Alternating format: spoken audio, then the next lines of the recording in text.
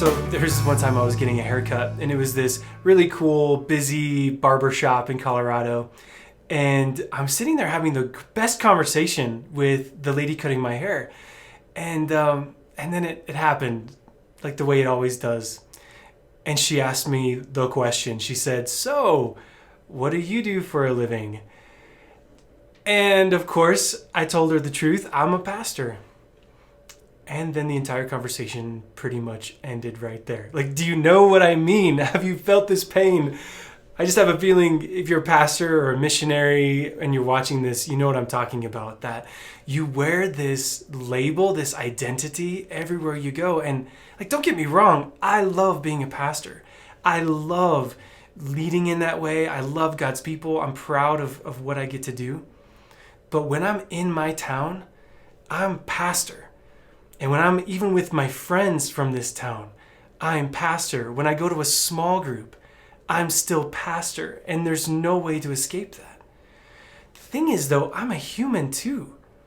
But there's this certain level of comfort and appropriateness of my humanity that I can bring into the pulpit.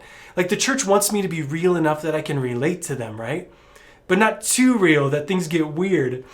And that's just kind of the nature of the beast. But the problem is, because I'm a human, and like you're a human, that sometimes that can feel suffocating. I mean, you have like desires and dreams, and you have a past, and there's probably been trauma in your life. And you have a sex drive, and you probably have a favorite TV show, and there's so much about you that is so good. But when you are leading in ministry, we don't always have the opportunity to just be us. And that can feel suffocating. I remember when I was much younger in ministry, and my pastor went out of town to meet with a counselor. And we knew it was happening, and we were kind of excited for him. And when he came back, he met with a few of us, and he wept. And I'll never forget what that was like. He wept, telling us a story of how good it was to sit with someone who didn't look up to him, someone who didn't know him, who didn't go to his church, and didn't even live in his town. And to have the opportunity to open up his heart in an atmosphere of kindness and goodness and strength. And if I remember right, the counselor spent the entire first session just telling him that Jesus loved him. And that broke him to pieces. It's unbelievable, the kind of ministry that we ministers need sometimes.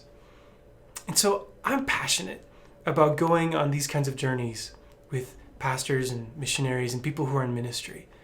And if that sounds good to you, let's talk.